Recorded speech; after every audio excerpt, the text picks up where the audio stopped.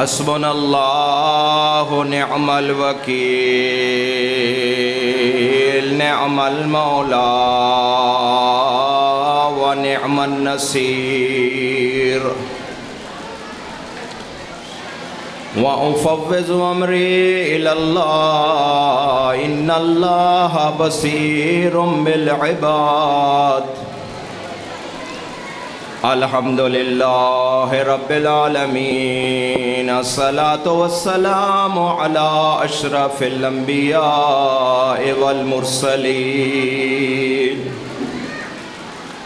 خصوصاً على سيدنا ومولانا أبي القاسم محمد صلى الله عليه وسلم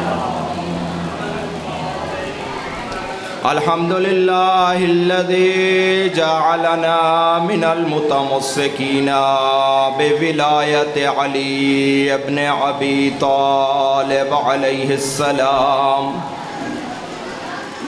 الحمد لله الذي جعلنا من الباقين على مصاب الحسين عليه السلام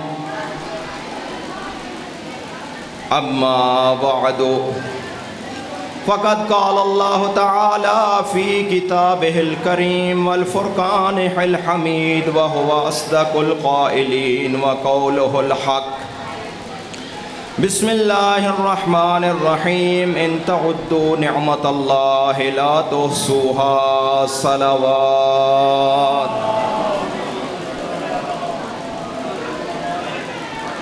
عزاداران مظلوم کربلا پرساداران امام مظلوم کربلا خداوند متعال آپ کی یہ عزاداری آپ کی یہ ماتمداری آپ کی یہ پرساداری اپنی بارگاہ میں قبول و منظور فرمائے اور اس کے اوپر آپ کو اجر کثیر عطا فرمائے۔ انتہائی اختصار کے ساتھ گرمی کی شدت ہے، آپ تھکے ہوئے بھی ہیں، زیادہ وقت آپ کا نہیں لوں گا، بس چند جملے آپ کی خدمت میں تاکہ ہمارا نام بھی پرساداران فرزند زہرا میں شمار ہو جائے۔ میں نے ایک آیت آپ کے سامنے پڑھی کہ ان تعدوا نعمت اللہ لا تحصوها، کہ اگر اے حضرت انسان تو اپنے پروردگار کی نعمتوں کا شکریہ ادا کرنا چاہے تو اس کا شکریہ ادا نہیں کر سکتا۔ میں نے 14 چک میں بھی کہا تھا کہ یہ شکریہ کیسے ادا ہو سکے، کیونکہ خدا کی نعمتیں ہیں لامحدود اور یہ انسان ہے محدود، اور ایک محدود لامحدود کو کیسے شمار کر سکتا ہے؟ یہ حضرت انسان کی قوت بھی نہیں ہے، ہمت بھی نہیں ہے، طاقت بھی نہیں ہے کہ وہ انسان جو اللہ تعالیٰ نے اس کو نعمتیں دی ہیں ان کا شمار کر سکے۔ ان ساری نعمتوں میں سب سے بڑی نعمت جو شیعان علی ابن ابی طالب علیہ السلام کو دی گئی، وہ سب سے بڑی نعمت وہ نعمت ہے جس نعمت میں آپ آج موجود ہیں، وہ نعمت ہے مجلس سید الشہداء علیہ السلام۔ سب سے بڑی نعمت محبت اہل بیت، محبت اہل بیت کے اندر سب سے بڑی نعمت ذکر حسین ابن علی ہے۔ یہ وہ نعمت ہے کہ جس نعمت کے لیے خود محمد و اہل بیت محمد علیہ السلام نے تاکید کی اور اپنے دور میں یہ ذکر فرمایا اور اپنے شیعان کو کہا کہ حسین ابن علی کی عزاداری کو برپا کریں، اس کے ذکر کو برپا کریں۔ امام جعفر صادق علیہ السلام کی خدمت میں ایک صلوات پڑھ دیجیے۔ امام جعفر صادق علیہ السلام کی خدمت میں ایک شخص گیا تو امام علیہ السلام اسے فرماتے ہیں کہ اتحدثون اتجالسون، کہ اے فلاں کیا تم مل کے بیٹھتے ہو، اور مل کے بیٹھنے کے بعد کیا تم ہمارا ذکر فضائل و مصائب کرتے ہو؟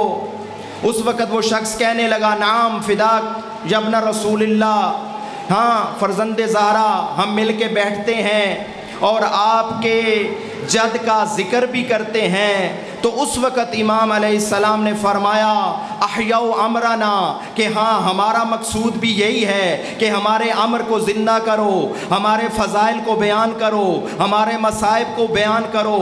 آگے آپ کے لیے امام علیہ السلام نے دعا دی تھی۔ امام علیہ السلام فرماتے ہیں رحم اللہ من احیا امرنا، اللہ رحم کرے ایسے شخص کے اوپر جو ہمارے ذکر کو زندہ کرتا ہے۔ یہ دعا ہے امام صادق علیہ السلام کی۔ اس ذکر کی عظمت کو سمجھیں، اس ذکر کی عظمت کو کم نہ سمجھیں، اس کو رسم نہ سمجھیں کہ آج یہ رسم 15 میں ہو رہی ہے، کل یہ رسم 16 میں ہوگی، پھر یہ رسم کسی اور جگہ پہ ہوگی۔ نہ، یہ رسم نہیں ہے، یہ احیاء امر محمد و اہل بیت محمد ہے۔ یہ وہی امر ہے، اس مجلس کا وہی فلسفہ ہے جو فلسفہ امام حسین علیہ السلام کی شہادت کا تھا۔ اس کا کوئی اور فلسفہ نہیں ہے۔ اس مجلس کا بھی وہی فلسفہ ہے جو امام مظلوم کربلا کا، کربلا کے میدان میں شہادت کا فلسفہ تھا۔ وہ میں فلسفہ ابھی آپ کی خدمت میں عرض نہیں کرنا چاہتا، آپ سنتے رہتے ہیں وہ فلسفہ کیا تھا۔ اس کا لب لباب یہ ہے، وہ تھا اپنے نانا کے دین کو بچانا، یہی شہادت کا مقصد نا۔ اور امام حسین علیہ السلام نے فرمایا تھا کہ میری شہادت کے بعد اس کا مقصد یہی ہے کہ حلال و محمد حلال الی یوم القیامہ، حرام و محمد حرام الی یوم القیامہ، کہ ہمارے جد کا حلال کیا ہوا قیامت تک حلال رہے گا، ہمارے جد کا حرام کیا ہوا قیامت تک حرام رہے گا۔ کسی حرام زادہ یزید کو یہ جرت نہیں دوں گا کہ میرے نانا عربی کا حلال کیا ہوا حرام کرے اور میرے نانا عربی کا حرام کیا ہوا حلال کرے۔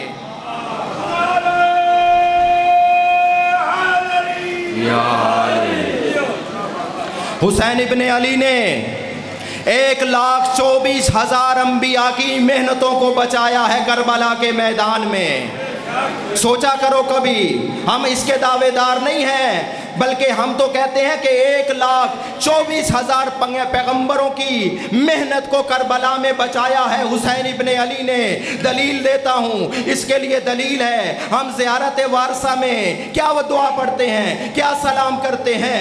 السلام علیکہ یا وارث صفوت اللہ، السلام علیکہ یا نوح النبی اللہ، السلام علیکہ یا محمد حبیب اللہ، السلام علیکہ یا وارث عیسیٰ روح اللہ، السلام علیکہ یا وارث موسیٰ کلیم اللہ۔ ہمارا سلام ہو اے محمد کے وارث، ہمارا سلام ہو اے عیسیٰ کے وارث، ہمارا سلام ہو اے موسیٰ کے وارث، اور ہمارا سلام ہو اے محمد مصطفیٰ کے وارث۔ اس ذکر کی عظمت کو سمجھو عزاداران مظلوم کربلا۔ امام علیہ السلام کے ایک شاعر تھے جن کا نام جعفر ذکر کیا گیا۔ جعفر کو امام علیہ السلام نے اپنے گھر بلایا کہ آ کے ذرا میرے جد کے فضائل و مناقب پڑھو۔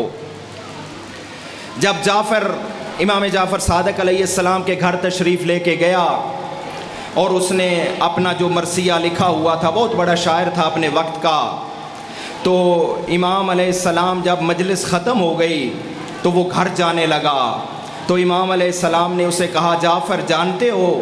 کہا نہیں مولا۔ کہا ابھی جو تم ہمارے جد کے مصائب پڑھ رہے تھے نا، اس مصائب پہ فقط میں یا تم نہیں رو رہے تھے، بلکہ اس مصائب پہ آسمان کے ملائکہ بھی بریا کر رہے تھے۔ اتنا مظلوم ہے حسین، جس پہ زمین روئی، جس پہ آسمان رویا، جس پہ چرند روئے، جس پہ پرند روئے۔ اتنا مظلوم ہے فرزند زہرا۔ کربلا کے واقعہ کے بعد 40 دن تک کربلا کی سرزمین سے جو پتھر اٹھایا جاتا تھا اس کے نیچے سے خون نکلتا تھا۔ رونا، یہ رونے کی عظمت کو سمجھو. خدا نے تمہارے دلوں میں یہ جو محبت کی نعمت دی ہے نا، اس نعمت کی عزادارو قدر کیا کرو. رسول خدا نے اپنے دور میں فرمایا تھا کہ یا فاطمہ کلو عین باقیۃ یوم القیامہ الا عین بکت علی الحسین. فرمایا تھا اے میری بیٹی زہرا، قیامت والے دن ہر آنکھ روئے گی، فقط وہ آنکھ نہیں روئے گی جو تیرے لال حسین پہ روتی رہی ہے. آگے فرمایا ضاحکۃ مستبشرہ، بلکہ جب قیامت کے دن ہر آنکھ رو رہی ہوگی نا عزادارو، اس وقت وہ آنکھ جو دنیا میں فرزند زہرا کے مصائب پہ روتی رہی ہوگی، ضاحکۃ وہ آنکھ ہنس رہی ہوگی، مستبشرۃ اور بڑی حشاش بشاش ہوگی.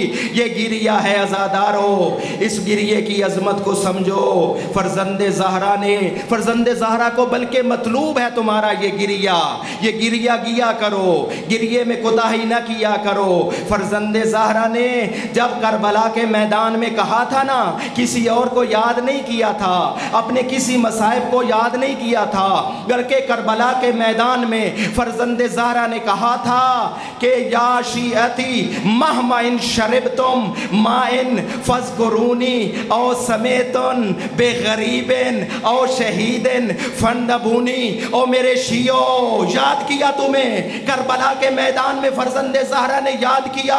او میرے شیعو، جب ٹھنڈا پانی پینا، مجھ غریب حسین کی پیاس کو یاد کرنا.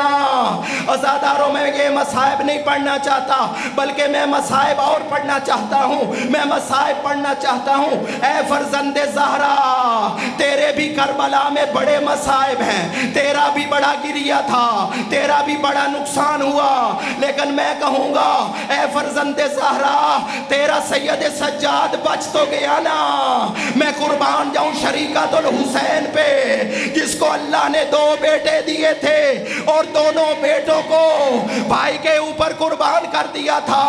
عزادارو، اس بی بی کی عظمت کو سمجھو. عزادارو، اس بی بی کی عظمت کو سمجھو. 2 جملے ذرا آرام سے سنو.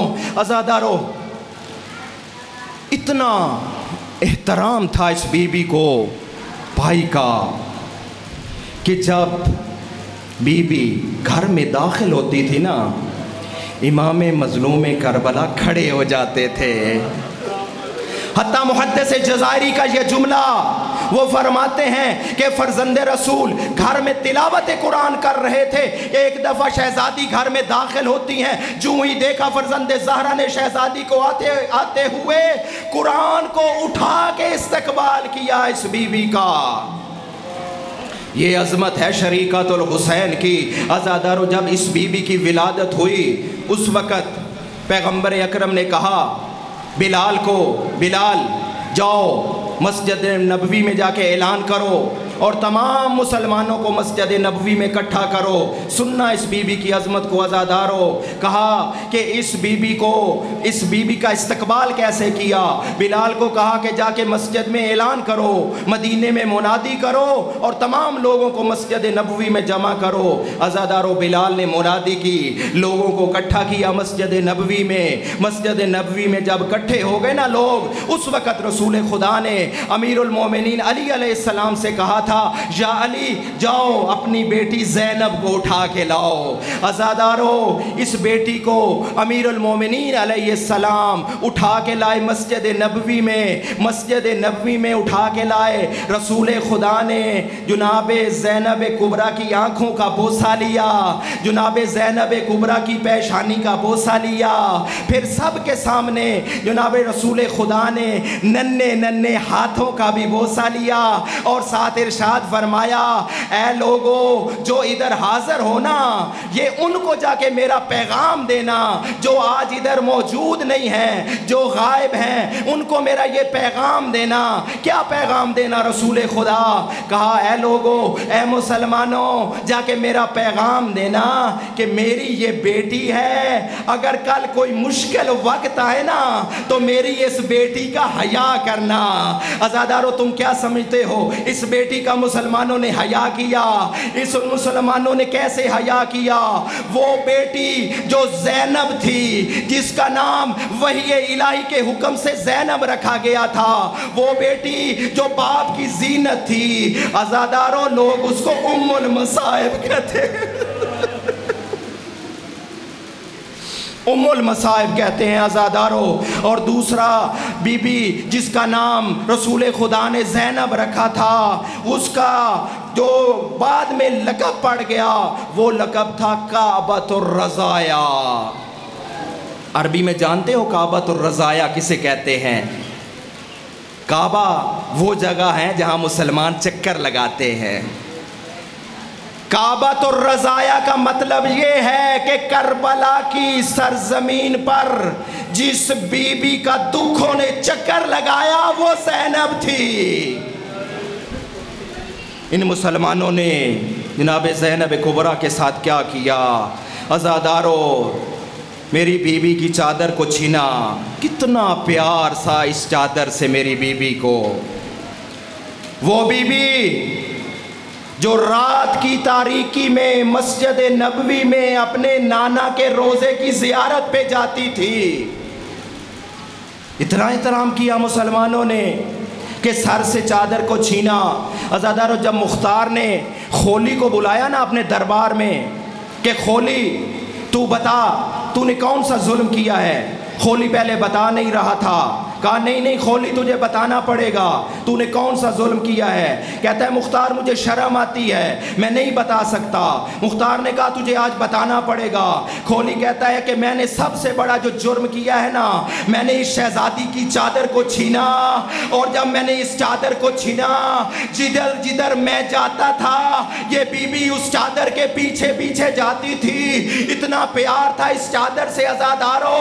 پھر یہ بی بی بغیر چادر کے کوفہ کے دربار میں بھی گئی، کوفہ کے بازار میں بھی گئی، شام کے بازار میں بھی گئی۔ عزادارو اس بی بی نے اس شام کے بازار میں جس کو باب الساعات کہتے ہیں 18 اذانیں سنی، بغیر چادر کے سنی۔ عزادارو ایک مولا کا نبینا صحابی تھا جس کی ایک آنکھ جنگ جمل میں چلی گئی تھی، ایک آنکھ جنگ صفین میں چلی گئی تھی۔ جب جنگ صفین میں اس کی آنکھ گئی نا، اس نے مولا سے کہا تھا کہ مولا مجھے دعا کیجئے، اللہ مجھے بینائی واپس پلٹا دے۔ اس وقت مولا نے کہا تھا اے فلاں دعا کر تیری آنکھیں نہ ہوں۔ اس نے کہا ٹھیک ہے مولا، اگر ایسی بات ہے تو میں آنکھیں نہیں مانگتا۔ عزادارو جب بی بی پہنچی ہے شام کے بازار میں، اس وقت دیا ہے نا بی بی نے خطبہ۔ یہ جو مولا کا صحابی تھا یہ ادھر سے گزرا، اپنے ساتھی سے کہتا ہے اے فلاں مجھے بتا آج شام کے بازار میں کون سا علی کا بیٹا خطبہ دے رہا ہے؟ اس نے کہا اے نابینا آج خطبہ دینے والا کوئی علی کا بیٹا نہیں ہے، آج یہ خطبہ دینے والی علی کی بڑی بیٹی زینب کبریٰ ہے۔ اللہ لعنت اللہ علی القوم الظالمین وسیعلم الذین ظلموا ای منقلبون